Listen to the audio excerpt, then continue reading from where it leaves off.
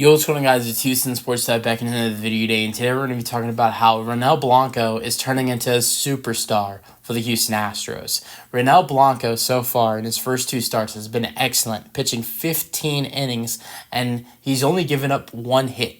In the first 14 and two-thirds of those innings this season for him, he did not give up a hit. First outing was a no-hitter in 9 innings, of course, and he only gave up 3 walks, no runs, of course, which although there are ways to give up a run without giving up hits. I mean, if you see, potentially a couple walks and then a couple, sac flies, maybe potentially you can score a run without giving, the other team could score a run without giving up a hit. I think we've seen it happen once or twice, a no-hitter, but the other team did somehow score a run. I think I've looked that up in the past, but Ronel Blanco has been excellent for the Astros so far. He has not given up a run this season.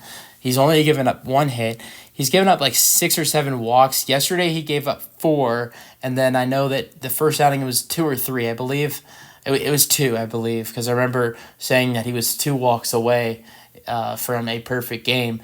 But so Ronel Blanco has been excellent for the Astros, and only 6 walks given up, only 1 hit, 0 runs. And if you even go back to spring training, which I know spring training doesn't matter a lot, he did not give up 1 single run in spring training and was excellent for the Astros in spring training.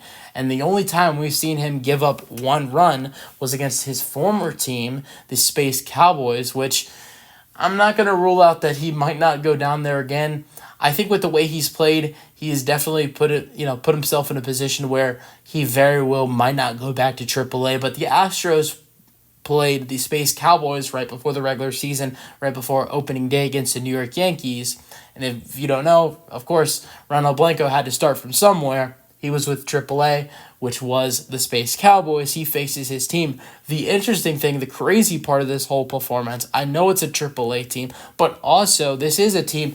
This is not like this is an all-star pitcher going up against a AAA team. We're talking about a guy who's now in his first time as a starter in his career, and this was a team he was just playing for last year. So it's not like we're not talking about Framber Valdez or Justin Verlander or Christian Javier going up against a AAA team. We're talking about Ronel Blanco going up against a AAA team, a guy who was just in that level of AAA. These are guys he was just facing last year. And in 4 innings, literally earlier that day, him and his wife have a baby. I mean, you have to know the stress that probably causes. I mean, obviously, I haven't experienced. I'm young, but I know the stress that that can have on somebody. He goes on the mound. He only goes 4 innings. First batter, he gives up a home run, but he finishes only giving up 1 home run. I think he only gave up like 2 or 3 hits, 10 strikeouts in 4 innings. 10 strikeouts in 4 innings is ridiculous, and he was amazing for the Astros in that outing. And look, if it was somebody else, someone who was more experienced in the majors like Javier, Justin Verlander, or Framber Valdez, I wouldn't be going crazy about it because these are guys who have been in the majors for a while, and they're going up against a AAA team. But Ronel Blanco is someone who has just been at that level at AAA, facing guys who have the talent, or who are at that level. But he's done excellent for the Astros in his first 2 starts. But it's not like just it's those 2 starts that he's been great, because it's been the past. We've seen this coming for the Astros. Obviously, he's out against the Space Cowboys, 10 strikeouts in 4 innings, not giving up a single run in spring training, and a lot of work. I think he had like 5 or 6 starts, or it might have been 7. It was 5 to 7 starts that he got in spring training and did not give up a run. So this is not just 2 starts. This is not just 2 outings that he's been excellent.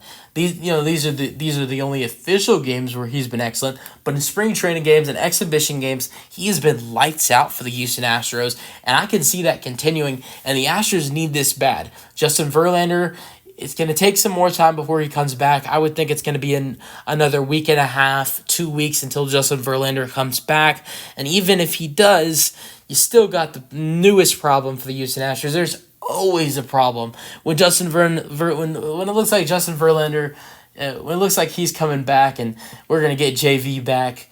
we take the biggest hit possible. Framber Valdez has elbow soreness. He's been scratched from his start. Blair Hensley has been selected, and he's going to be starting today against the Rangers. So that's definitely tough. You never want to see something like that happen, right? But, got to move on from it. But, it's great to have a guy like Ronel Blanco who's pitching the way he's pitching right now, knowing that Justin Verlander's not going to be back for another week and a half, 2 weeks. He's gonna have to make another rehab assignment because he only went 3 innings, giving up 6 runs. I think they're gonna want to get some more out of him.